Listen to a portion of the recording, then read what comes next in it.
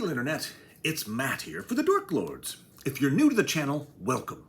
We talk about all manner of dorkly things here, whether it's sci-fi, fantasy, superheroes. We probably have a playlist about it. Feel free to check us out. Today is another in our Dork Lord of the Rings segments. And we're talking about the latest trailer to drop for the Rings of Power. This is the third one in 3 weeks, and it aired at the San Diego Comic-Con. I was stunned at the amount of new footage in this trailer. I assumed it would be a repackaging of last week's trailer with a few new scenes thrown in. And yes, some footage is the same, but a lot of it isn't. Let's start with the scenes that appear to be from the past, pre-Second Age, including the first shot of the trailer. We see Galadriel standing on a desolate battlefield, placing a helmet onto a giant pile of elven helmets. The line of dead trees looks similar to the trees present in the battle sequence we see later.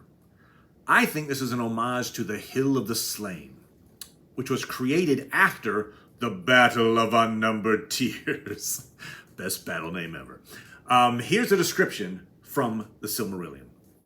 By the command of Morgoth, the orcs with great labor gathered all the bodies of those who had fallen in the great battle, and all their harness and weapons, and piled them in a great mound in the midst of Anfauglith. And it was like a hill that could be seen from afar. The elves named it the Hill of the Slain, and Hauthan Nerniath, the Hill of Tears. But grass came there, and grew again long and green upon that hill, alone in all the desert that Morgoth made. And no creature of Morgoth trod thereafter upon the earth, beneath which the swords of the Eldar and the Edain crumbled into rust. So we don't see any bodies in this pile, but it does have a Hill of the Slain feel to it. Interesting that Galadriel is dressed in a white gown and is standing alone on this battlefield. I think she's seeing this in a vision, perhaps aided by a Palantir, which I'll talk about in a second. Other pre-Second Age shots include multiple battle scenes featuring fire and ash, hence dragons and, dare I say, Balrogs? One of those shots is one we've seen before, featuring Galadriel's brother, Finrod, which would likely place the battle as Dagor Bragollach, the Battle of Sudden Flame. And we see Galadriel, covered in ash, rising up from the ground to stand in a burning village. Once again, alone. I think this is another vision. And we see a moving image of Galadriel crying over her brother Finrod's body. Note the claw marks on the arm. That is certainly a reference to the manner in which he died in the Silmarillion. As a reference, he was known as King Finrod Felagund. In the pits of Sauron, Beren and Felagund lay, and all their companions were now dead. But Sauron purposed to keep Felagund to the last, for he perceived that he was a Noldo of great might and wisdom, and he deemed that in him lay the secret of their errand. But when the wolf came for Beren, Felagund put forth all his power and burst his bonds, and he wrestled with the werewolf and slew it with his hands and teeth. Yet he himself was wounded to the death. Then he spoke to Beren, saying, "I go now to my long rest in the timeless halls beyond the seas and the mountains of Aman. It will be long ere I am seen among the Noldor again, and it may be that we shall not meet a second time in death or life, for the fates of our kindreds are apart. Farewell." He died then in the dark, in Tol in Gauroth, whose great tower he himself had built. So Finrod slew a werewolf with his bare hands, thus honoring his oath and saving the life of the hero, Beren. And note what Galadriel is wearing in this scene. The same white gown she's wearing on the battlefield. So this is likely part of that same vision. As for the various scenes, I'm not sure whether Amazon has the rights to all of these First Age battles or Finrod's death. So I think these will be presented as a War is Hell montage, showing us glimpses of these important events without citing each one. Here now are the 6 battles in the War of Beleriand. In the first battle, I don't think they're going to do that. I think they're going to keep the narration more general. There's also this shot of children following a paper boat sailing down a stream. If you zoom in on the ears, these are elves.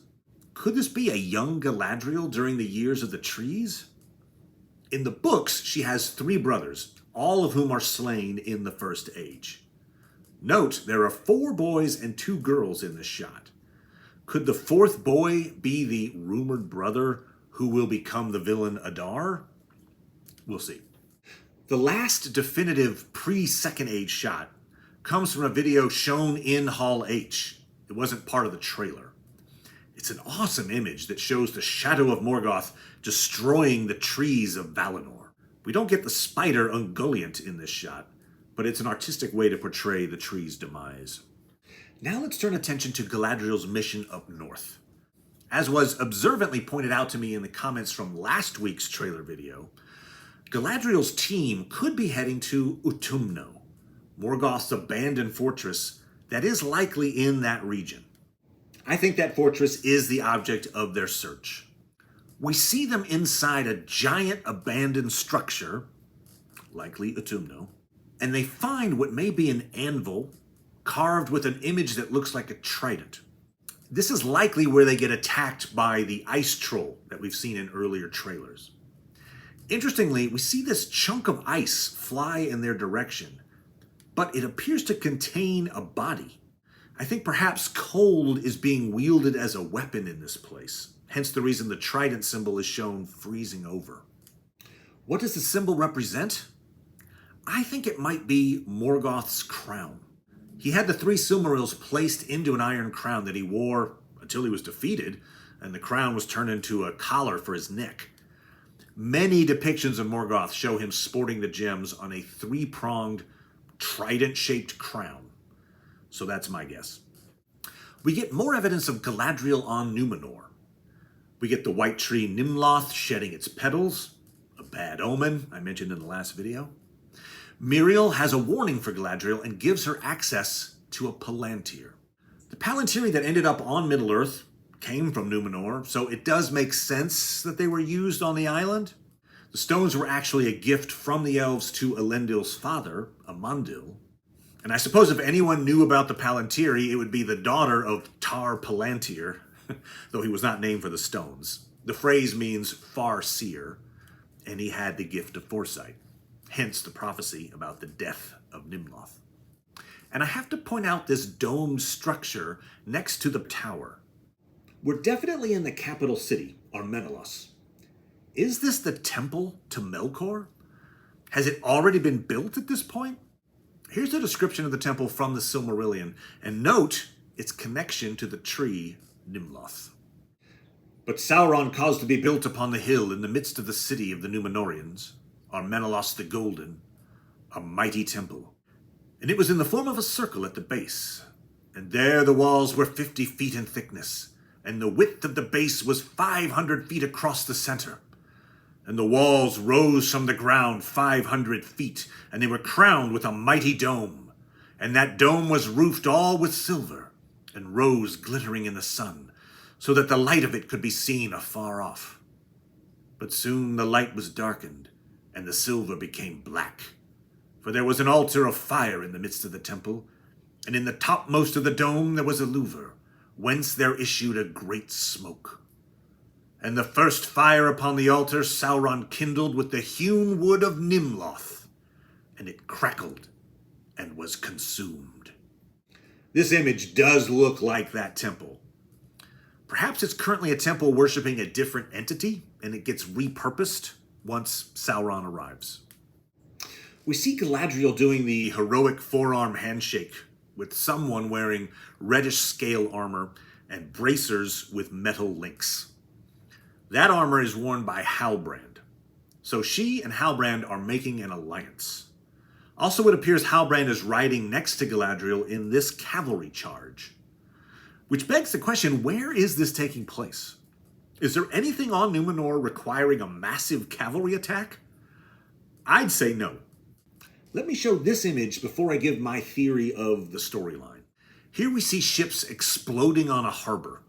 The people on the dock are definitely Númenórean, maybe even Elendil and Isildur. Note this image of Elendil wearing similar armor. So why are they staring at a ship on fire? I think it's too early for the downfall, and this doesn't look like a vision. So here's my theory of the storyline. Galadriel and Halbrand shipwreck, avoid sea monsters, and get picked up by the Númenóreans. Galadriel meets with Miriel, perhaps uses the Palantir to perceive where the evil currently exists in Middle-earth, near Tyrharad, which I'll get to next. Then convinces Elendil to send military aid to Middle-earth. Meanwhile, Pharazôn's followers, who are anti-elf, try to sabotage the mission by sinking the ships in the harbor. Eventually, the Númenóreans get to Middle-earth, and the cavalry charge that we're seeing is in the valley that we can see from the tower at Tyrharad. Note this shot, which appears to be in Tyrharad, and it sure looks like Númenóreans are in the town. Everyone seems to be reacting to some kind of windstorm. I think this region is where the focus of the military action in the present day of the show will take place. And that takes us to the Tyrharad shots. The Sylvan elf Arondir, the human healer Bronwyn, and her son Theo. Most of the time we see Arondir, he's fighting orcs. It appears he gets captured at some point and thrown into the fighting pits, where among other things he fights a direwolf. That's from last week's trailer. We also see this figure, who I assume is Adar, at the same site. Note the canopy over the orcs and the masks and shrouds they wear. It's a great way to capture their aversion to sunlight. It isn't until you get the Uruk-hai in the Lord of the Rings that you get orcs that can withstand sunlight. You get this great exchange between Aragorn and the Uruks at Helm's Deep. At last, Aragorn stood above the great gates, heedless of the darts of the enemy. As he looked forth, he saw the eastern sky grow pale. Then he raised his empty hand, palm outward, in token of parley. The orcs yelled and jeered. Come down, they cried. If you wish to speak to us, come down, bring out your king. We are the fighting Uruk-hai. We will fetch him from his hole if he does not come. Bring out your skulking king. The king stays or comes at his own will, said Aragorn. Then what are you doing here, they answered. Why do you look out? Do you wish to see the greatness of our army? We are the fighting Uruk-hai. I looked out to see the dawn, said Aragorn. What of the dawn? They jeered. We are the Uruk-hai. We do not stop the fight, for night or day, for fair weather or for storm. We come to kill, by sun or moon. What of the dawn? None knows what the new day shall bring him, said Aragorn. Get you gone, ere it turn to your evil. Aragorn being Aragorn. Love it. But you see there that the Uruks are very impressed with themselves for being able to withstand the dawn. And that's what I think we saw earlier with the windstorm hitting Tyrharad. I think that's the precursor to the clouds that will allow the orcs to attack the town in daylight. What's making the clouds? I think it's the priestess of Sauron that we'll get to in a second. We also see Arondir at night, at what I assume is the Tower of Tyrharad. Remember in last week's trailer, we saw a line of orcs with torches crossing the bridge to the tower, led by Adar in his black armor. In this shot, where Arondir is kicking a stone off the bridge, you can see torch-bearing orcs inside the tower. That stone he kicks has a chain on it. I think it's connected to a series of stones that drop down on the orcs that are still approaching the tower. And that's what you're seeing in these night shots. We also see Arondir being captured, presumably by orcs. Those claw-like hands are very creepy. The orcs look sufficiently menacing.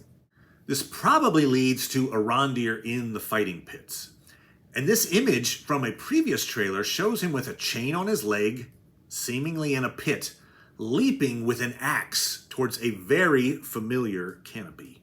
This looks like the same place that Adar is walking. So I think Adar might be there to watch the elves die in gladiatorial combat. Now to mention Theo. Theo has a broken black sword of seemingly evil design. We see it reforge itself in front of his eyes. And we see an old man look at a mark on his arm and ask if he knows the name Sauron. Pair that with the shot of apparently an orc, also with creepy claws, attacking Bronwyn's house at night. Bronwyn is the healer of her town, also apparently a leader, so that could be why she's being attacked, or it could be her relationship with Arondir. Either way, I think her son Theo gets injured in that attack, hence the mark on his arm. The orc is defeated and drops some early form of an enchanted Morgul blade. Theo will start to get sick, and it will be up to the healer, Bronwyn, to save her son. We also get a few shots we've already seen of Meteor Man, The stranger. And this shot we haven't seen. Here he's falling down in the forest while the Harfoots look on. He still seems to be covered in ash, I think. I'm not sure what's causing him to fall in this moment, but the positioning of the Harfoots suggests they're just getting out of the way. And that leaves these shots supposedly of a priestess of Sauron. Like most people at first, I thought this might be Sauron/Anatar. But conventional wisdom is that this character is not, in fact, Sauron. And I think we're getting a misdirect in both of this character's appearances. First, we see the character on a pinnacle of rock. The silver plate suggests a sacrifice or offering is about to be made. Standing next to what looks like a Númenórean, which is odd. Is this happening in Númenor? But the close-up that follows shows a grassy field next to the character. I think this is a different shot. Near the end of the trailer, we see the priestess breathe some sparks into the air, as though casting a spell. We then cut to this leaf drifting down into the mines of Moria. I'm not so sure those scenes are connected. We're led to believe she created a leaf, but that leaf is not in the shot of the spell being cast. I think that drifting leaf is an establishing shot of the mines of Moria, as it drifts past the veins of Mithril, then lands and catches fire, indicating there's a great source of heat nearby, a la a Balrog. And earlier in the trailer, we get Durin III's line, "Beyond the darkness, tempting shadow, to bury us all beneath the mountain," suggesting he's suspicious of what lies beneath Khazad-dûm. But Durin's Bane does not awake until the Third Age. Unless he's Meteor Man. Which, I'm sorry, going back to my completely unlikely theory. So why do we see a Balrog at the very end of this trailer? I think it's a reminder of the time bomb that the dwarves are sitting on in Moria. But this could also be a Balrog from one of the First Age battles that we're certainly going to be visiting in this show. I think it would break canon way too much if the Balrog is unleashed and then recaptured in the Second Age, only for Durin VI to free him again in the Third Age. That doesn't make sense to me. And those are my thoughts on the trailer. I did watch a replay of the Comic-Con panel discussion hosted by Stephen Colbert. Not a lot to take out of it. Apparently Stephen will be making a cameo appearance in some future season of The Rings of Power.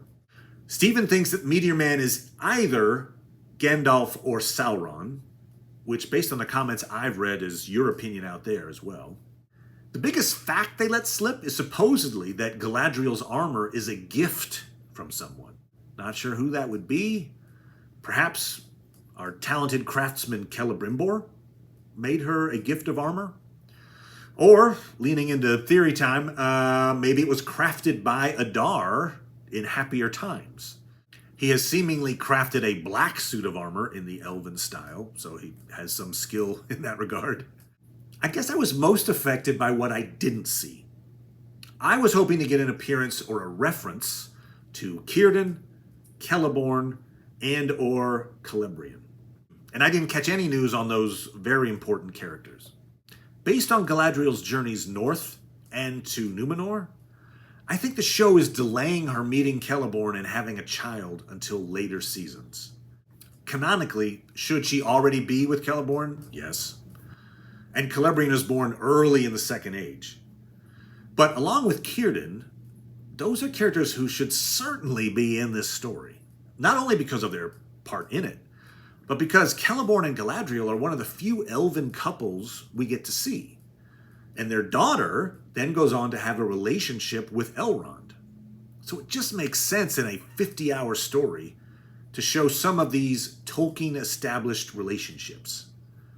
I'd be shocked if the show doesn't include all three of those characters. Though perhaps we'll have to wait until season 2. In any case, thanks so much for watching, everybody. I hope you enjoyed this trailer breakdown, and I'll see you next time. Bye, everybody.